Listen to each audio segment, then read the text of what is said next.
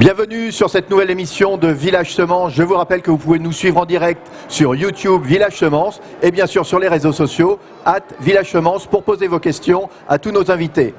Aujourd'hui, le thème, c'est la révolution des données agricoles. Vous savez que c'est un monde en pleine mutation, beaucoup de digital, et la donnée, c'est la bataille du 21e siècle. Alors, pour en parler, j'ai le plaisir d'accueillir Jennifer Chrétien. Vous êtes déléguée générale de Renaissance Numérique et vous avez édité un ouvrage, un livre blanc, La valeur des données en agriculture, et vous aurez l'occasion de nous en parler. Bienvenue. Emmanuel Lampert, vous êtes vice-président des relations gouvernementales France et Afrique chez SAP.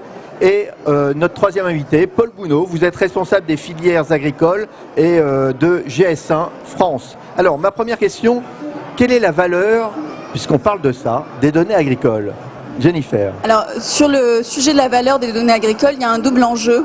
Un enjeu à la fois économique, de partage de la valeur économique induite par justement ces nouvelles données qui sont produites par les outils technologiques qu'on va utiliser dans l'agriculture, et comment finalement on réinstaure un partage entre les acteurs de la chaîne agricole pour que chacun puisse s'approprier de cette valeur économique.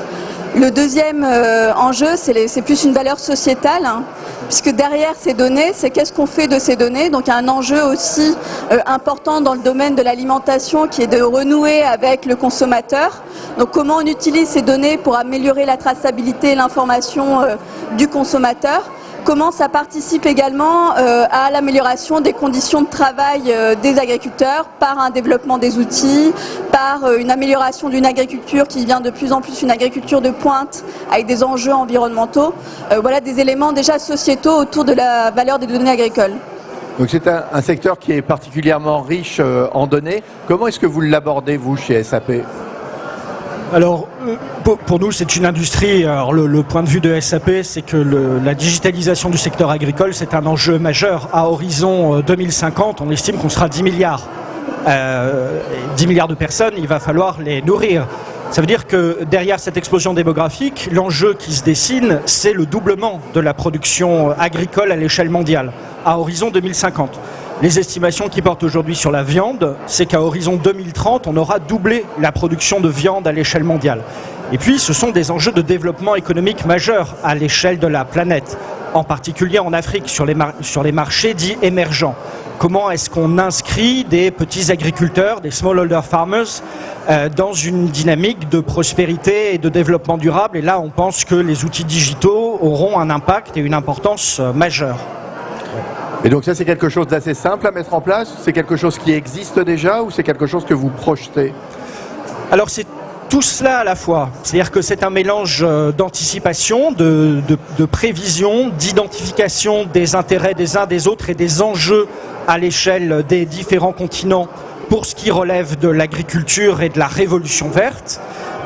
C'est à la frontière entre des problématiques de prospérité, des problématiques de développement durable, des problématiques à caractère politique extrêmement prégnantes sur le partage de la richesse et la réduction des tensions de valeur au sein des filières sur les différents marchés, mais ce sont des choses qui existent d'ores et déjà, qui dépendent énormément beaucoup des infrastructures et du niveau de développement des infrastructures qui existent.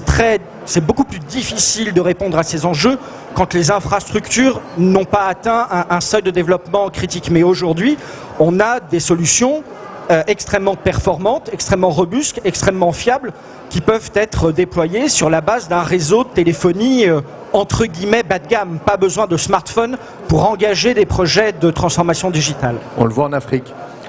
Paul, de votre côté, en termes donc justement de partage de cette valeur, de toutes ces données, comment est-ce que vous intervenez sur ce sujet ? Au sein de GS1 France, en tant que plateforme collaborative, on intervient comme un lieu neutre et sans but lucratif pour accompagner l'ensemble des filières dans la définition d'une stratégie des données agricoles de manière à rendre accessible au plus grand nombre justement les bénéfices liés aux usages des informations et des données agricoles. Donc pour cela, il est nécessaire de les accompagner dans la prise de conscience qu'il est important aujourd'hui de produire, de continuer à produire nos productions agricoles, mais aussi de produire des informations dans un langage le plus harmonisé et le plus international possible, puisque effectivement les productions agricoles et d'élevage sont des productions qui dépassent nos frontières. On parle de commerce international. Donc l'idée, c'est d'accompagner les filières et de les aider non seulement à produire des informations compréhensibles et interprétables par le plus grand nombre de la même manière, mais également de les aider à partager ces informations de manière à vraiment tirer profit de ces données agricoles qui aujourd'hui sont encore trop cloisonnées, silotées dans des systèmes d'information qui ne communiquent pas les uns avec les autres. D'où l'importance de créer, de faire émerger une offre de solutions numériques accessibles aux producteurs par rapport à leurs besoins opérationnels, de manière à piloter l'activité de production et à mettre en partage ces données agricoles au plus grand nombre d'acteurs qui vont, par la multiplicité des usages sur ces informations, créer de la valeur et donc créer de la connaissance marché pour motiver davantage les producteurs à la produire et la mettre en partage. Est-ce que vous êtes là dans une démarche de simplification de l'accès à la fois aux outils et aux données? Est-ce qu'on peut résumer ça comme ça dans votre activité? Oui, c'est totalement une démarche de simplification dans un cadre défini, à la fois réglementaire, contractuel, etc., au travers d'initiatives qui sont très intéressantes, comme celle d'API Agro, comme celle de Ferme France, etc., dans lesquelles on est très impliqué, de manière à relier ces différentes initiatives et à apporter une cohérence stratégique au plus grand nombre d'acteurs, en tout premier lieu pour aider les exploitations agricoles à tirer profit de ces données agricoles. Merci beaucoup. Jennifer, quand on parle de valeur, on parle de toute la chaîne. Quel était le travail de Renaissance Numérique justement pour mettre en avant cette problématique, pour que tout le monde en profite, bénéficie de tout ça? Alors déjà, d'où part le travail lancé par Renaissance Numérique? Renaissance Numérique a travaillé il y a quelques années sur la transformation du secteur agricole, parce que historiquement, le secteur agricole est assez intéressant en matière numérique, car c'est un secteur très technologisé. Donc, au-delà, parmi tous les enjeux qu'on a évoqués dans ce premier travail, a émergé la question des données et notamment la méconnaissance de ce sujet-là dans le secteur agricole, avec finalement une non-maîtrise en partie d'une partie de la profession de ce qu'est la donnée aujourd'hui, de dans quoi je retrouve la donnée et finalement à quelles étapes de la chaîne de production on va retrouver les données et les différentes données. Et finalement, est-ce que la donnée va être juste utile pour le fabricant de la machine agricole, ou est-ce que moi, agriculteur, dans mon quotidien, j'ai un intérêt aussi à me réapproprier ce champ-là qui est nouveau pour moi? Je crois qu'on a la réponse dans la question. Exactement. Et donc il y a vraiment aujourd'hui un enjeu, parce qu'il y a des acteurs qui ont été très en amont par rapport aux agriculteurs sur cette question de la donnée.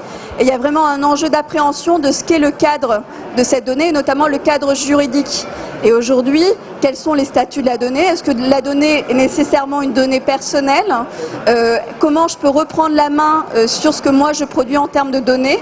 Et donc ça invite aussi tous ces secteurs-là, agricoles, transformateurs, etc., à repenser aussi des modalités de contractualisation qui permettent à chacun de faciliter un partage de la valeur beaucoup plus équilibré en fait sur la chaîne agricole. Alors le digital c'est compliqué, le juridique c'est encore plus compliqué. Emmanuel, comment est-ce que vous facilitez cette appropriation juridique justement de la valeur et de la donnée? Comment vous les aidez dans ce domaine? Alors, c'est un débat effectivement juridique un peu compliqué, parce qu'il y a plusieurs catégories de données. Il y a ce qu'on appelle les données à caractère personnel, les données publiques, les données ouvertes. Donc le premier devoir de conseil d'un acteur de l'IT vis-à-vis d'un client, et en particulier d'un client du secteur agricole, c'est un devoir qui est lié à une pédagogie, une explication des différents types de données. Quand on parle de données personnelles, alors le secteur agricole est un gigantesque producteur de données. C'est clair. Et un des enjeux, c'est que ces données, elles proviennent de capteurs multiples. Le développement de l'IoT dans le secteur agricole engendre une multiplication des sources de données. Donc on est vraiment dans une réalité dite big data, avec des données extrêmement hétérogènes. Les jeux de données sont extrêmement différents et les catégories de données sont extrêmement différentes. Donc il y a un travail nous on peut contribuer à ce travail pour nos clients, mais on ne doit pas être les seuls.